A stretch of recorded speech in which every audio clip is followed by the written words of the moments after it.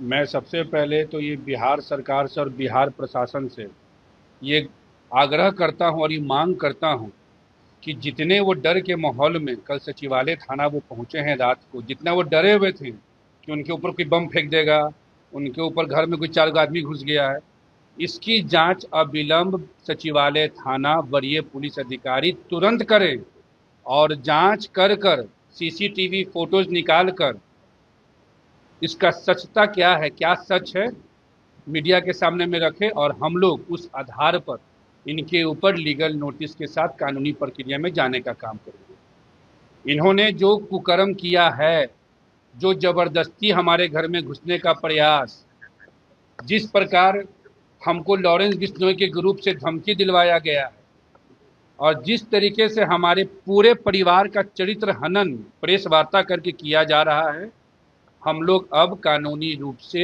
इनके ऊपर कार्रवाई करने की प्रक्रिया में जा रहे हैं। अनुष्का यादव जी के द्वारा राष्ट्रीय महिला आयोग की टीम के साथ हम लोग संवाद करते हुए अपने सारे पीड़ा को रखेंगे और इस निष्पक्ष जांच की मांग हम लोग करेंगे। उनके द्वारा जिस प्रकार हमारी माता जी के ऊपर आरोप लगाया गया 5 लाख 10 लाख रुपए मांगने का, कि उसकी माता मांगते रहती है, देते रहते हैं, तो आपके मीडिया के तमाम लोगों के माध्यम से उनको बता देना चाहते हैं कि हमारी माता 5 लाख 10 लाख रुपए किससे ली है, नहीं ली है कि 50 करोड़ ली है, इसका प्रमाण आप साबित कर दीजिए।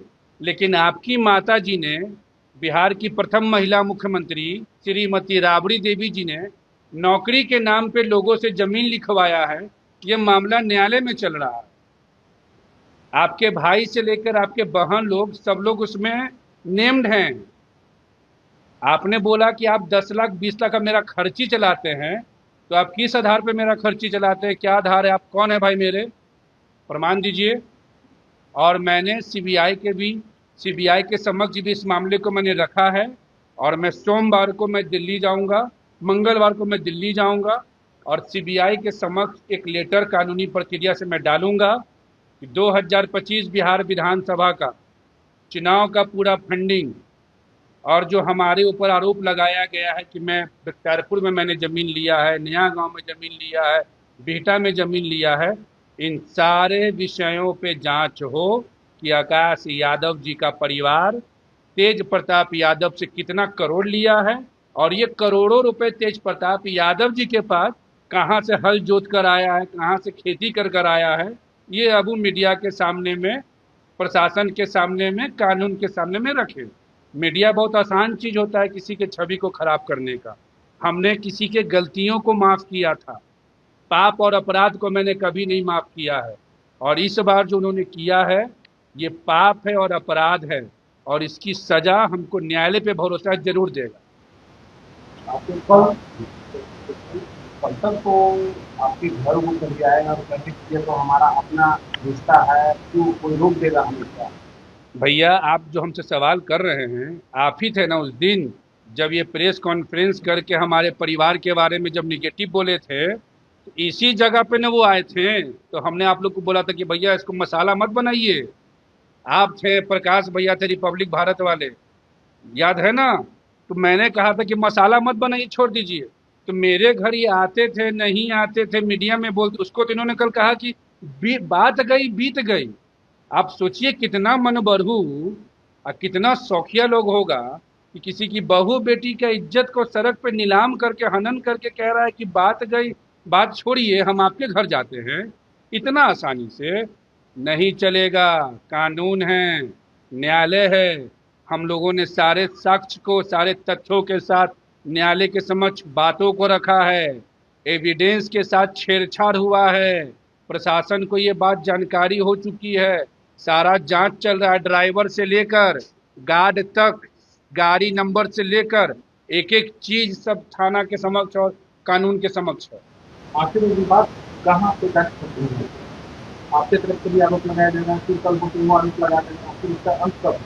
इस देखिए क्या चाहते हैं? देखिए मेरा स्टार्टिंग टाइम से मेरा स्पष्ट मांग है कि हमको आदरणीय लालू प्रसाद यादव जी के परिवार से ना 5 करोड़ रुपया चाहिए, ना एमएलसी का सीट चाहिए, ना राज्यसभा का सीट चाहिए, ना एमएलए चाहिए, ना राजद में कोई बड़ा पद चाहिए।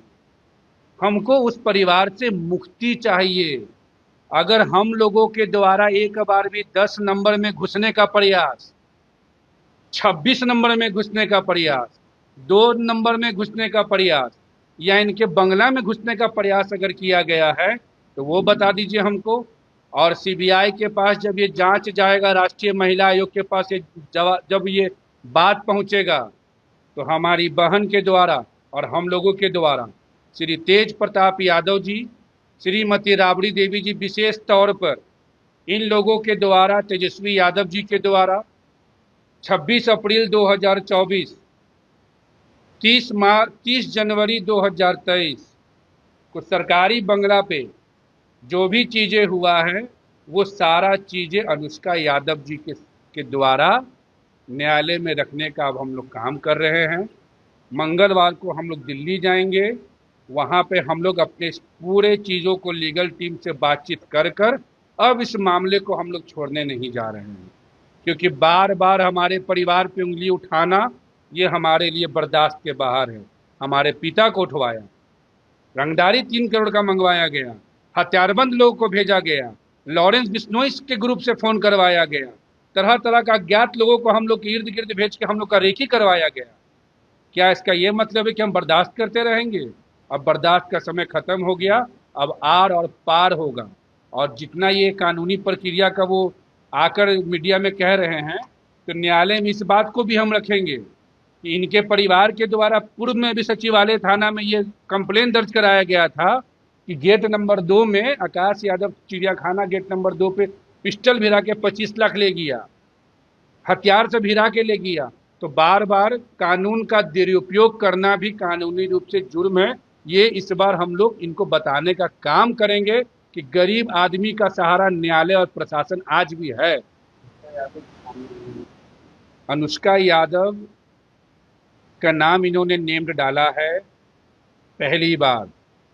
आकाश यादव के घर पे जबरदस्ती प्रयास लगातार कर रहे थे, अपराध आकाश यादव के साथ ये कर रहे थे। ये अनुष्का यादव का नाम डालकर इन्होंने ये हमको संदेश देने का काम किया है कि तुम लोग नौकर हो, गरीब हो, दुखिया हो, हम लालू यादव के बेटा हैं, कुछ भी कर सकते हैं। तो अनुष्का का नाम उन्होंने लाया है, तो अब अनुष्का अपने हिसाब से उनको लीगल तरीके से जवाब देगी कि भाई अनुष्का के विषय में जो ये बार बार जो मीडिया में उठा रहे हैं, ये किस आधार पे उठा रहे हैं। अनुष्का के बेटी हमारी भगनी उज्जैनी के विषय में जो पिता कौन है, इतना बेचैनी इनको जो खा रहा है, इसका आधार क्या है, ये अब इनको न्यायालय के समक्ष तो रखना होगा। हमारा पूरा परिवार डर के साये में है। हमारा मामला न्यायालय से लेकर प्रशासनिक जांच में जा चुका है। अंतर्राष्ट्रीय नंबर से हमको भी धमकी और अब कानून का झूठा मुकदमा फर्जी डालकर हमारे लोगों को डराने का प्रयास। हम अपने परिवार का सुरक्षा महाकाल के भरोसे छोड़ते हैं और न्याय का भरोसा बिहार के माननीय मुख्यमंत्री सम्राट चौधरी जी और यहाँ के न्यायालय पर रखते हैं। अगर आप ये वीडियो YouTube पर देख रहे हैं तो हमारे चैनल को सब्सक्राइब कर बेल आइकन दबाएं और Facebook पर देख रहे हैं तो हमारे पेज को लाइक करें।